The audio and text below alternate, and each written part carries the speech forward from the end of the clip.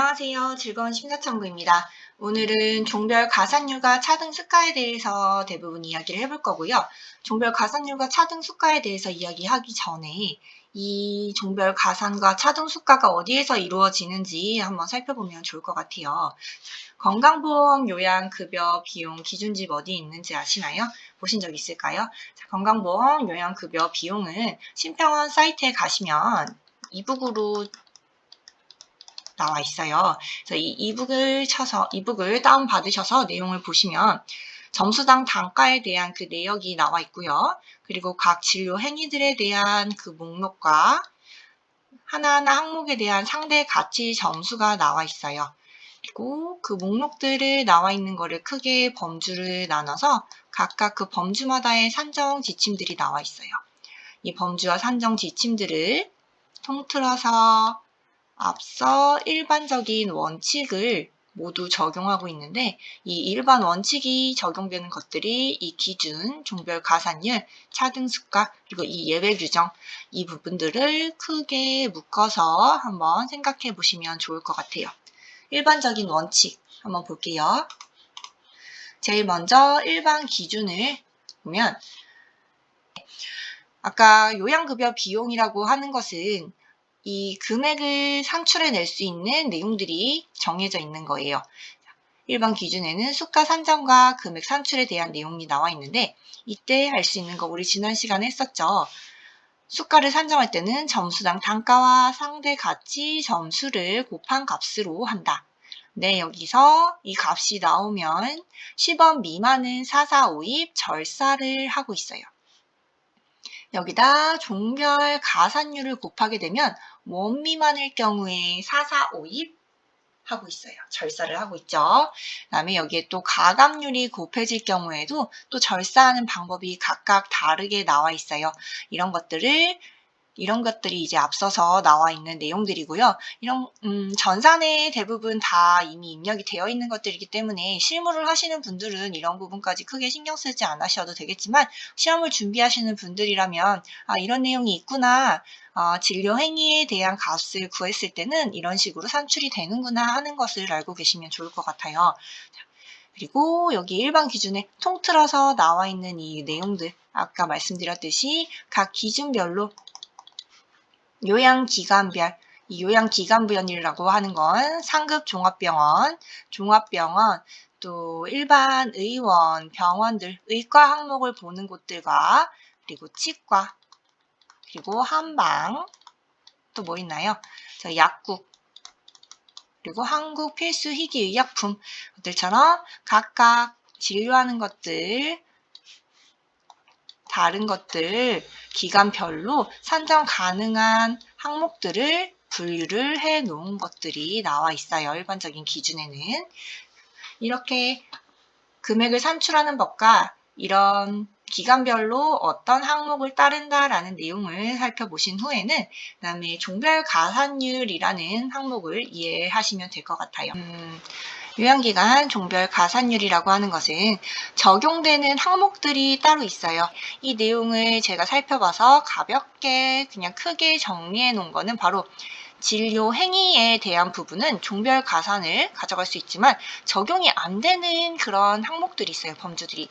이것들은 바로 기본 진료료나 약제에 대한 부분에 대해서는 종별 가산율이 적용이 되지 않아요. 크게 어떻게 보면 된다? 진료 행위와 기본 진료와 약제, 기본 진료료, 진찰료, 초진료, 재진료 이런 것들을 기본 진료료라고 하죠. 그리고 약값에 대한 부분은 종별 가산을 하지 않는다. 하지만 의사가 하는 모든 진료 행위들, 검사를 하거나 주사를 놓을 때 주사를 놓는 행위라던가 또 뭐가 있을까요? 방사선 촬영을 한다던가 이런 것들은 모두 종별 가산이 가능하다. 적용되는 기간과 미적용되는 기간이 있어요. 이거는 미적용되는 기간들만 살펴보시면 될 것 같은데요. 약국, 한국희귀의약품, 아까 뭐라고 했나요? 제가 약제 같은 경우에는 종별 가산이 되지 않는다고 했죠? 자, 이렇게 약제, 약국, 한국희귀의약품, 또 조산원, 보건소, 보건소, 그리고 제35조에 의한 부속 의료기관 이런 것들을 제외하고는 모두 종별 가산이 된다라고 알고 계시면 되고요. 종별 가산을 되는데 가장 중요한 내용이 있어요. 종별 가산이 적용되는 기관들, 상급 종합병원,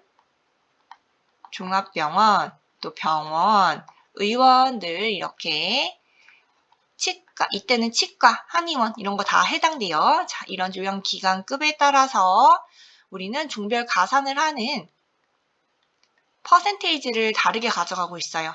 30, 25, 20, 15 이렇게 5씩 차이 난다는 거 간단히 기억해 두시면 좋을 것 같아요.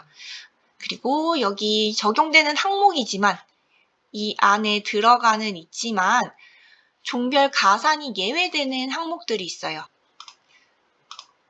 특히 바이러스 혈청 검사, 약제비 치료대 영상 전송 시스템 위한 처리 비용, 증폭장치 이용료, 그리고 생혈 교환, 조혈모 세포 이식, 기증제대 이런 것도 쭉 나와 있는데 저희들이 눈여겨볼 거는 아까 말씀드렸듯이 약제비나 치료 재료대는 가산하지 않고 있고요. 퇴장방지 의약품 같은 경우에도 가산하지 않아요. 또 많이 사용하시는 거 위탁검사 관리료도 종별 가산이 없다. 그리고 인퓨전 펌프, 그다음에 마취 통증의학과 전문 초빙료, 응급 기본 진료료에도 종별 가산을 하지 않는다라고 알고 계시면 돼요. 우리가 자주 사용하는 것들은 이런 것들이 있다라고 한번 읽어보시면 좋을 것 같고요. 그리고 다음으로 차등수가에 대해서 한번 이야기해 보도록 할게요. 차등수가라고 하는 것은 아까 뭐라고 말씀드렸나요? 이 목록 및 상대가치 점수에서 이 각 범주 기본료나 투약료, 주사료 같은 것들을 통틀어서 그 위에 하나로 더 묶어서 그 전에 한번 살펴봐야 된다는 게 있었죠.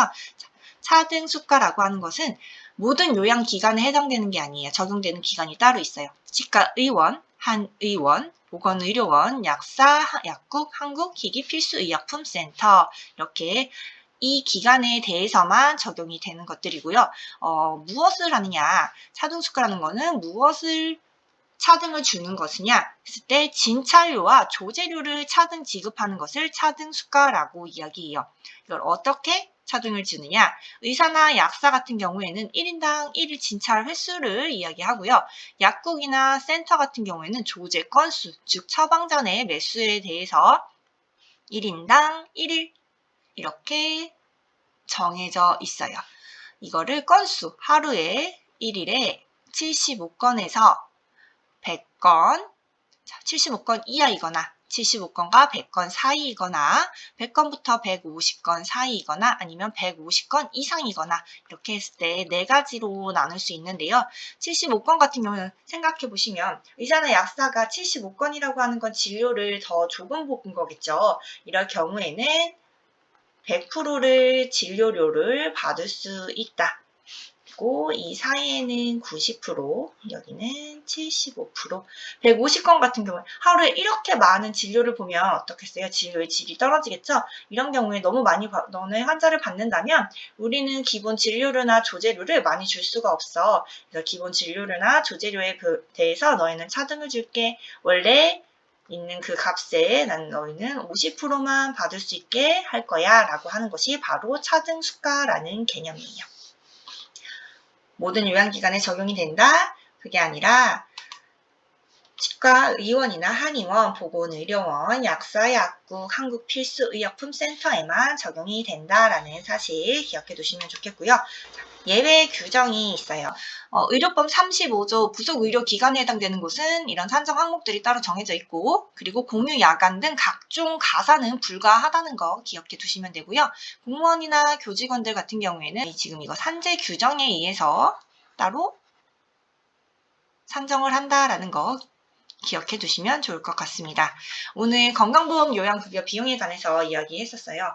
이 건강보험 요양급여 비용 중에 가장 큰 틀인 일반 원칙에 대해서 이야기했고요. 일반 원칙의 일반 기준 같은 경우에는 산출하는 방법, 그리고 각 기관별로 종합병원, 상급종합병원, 그리고 병원, 의원마다 이 종별마다 가산하는 가산율이 다르다.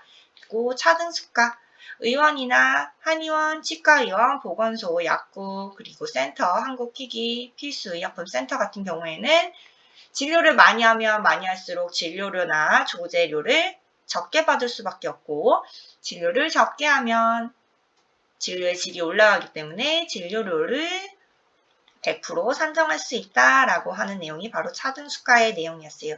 예외 규정 같은 경우에는 부속 의료기관은 각종 가산 불가하다. 그리고 공무원들은 산재 규정에 의해서 산정을 한다라는 거 기억해 두시면 되겠고요. 다음 시간에는 저희 진료 행위에 대한 하나하나 산정 지침들을 살펴보겠는데요. 진료 행위라고 하는 것은 기본 진료하는 거, 기본 진료료, 주사료, 투약료, 검사료, 각각 이 범주들마다 산정하는 지침들이 크게 정해져 있어요. 그래서 오늘 배운 거는 이 산정 지침에 대한 큰 틀, 일반적인 기준에 대해서 이야기했고, 다음 시간에는 이 항목 하나하나, 이 범주들 하나하나에 대한 산정 지침에 대해서 조금 더 이야기해 보도록 할게요. 오늘도 함께 영상 시청해 주셔서 감사합니다. 다음 시간에 뵙겠습니다. 감사합니다.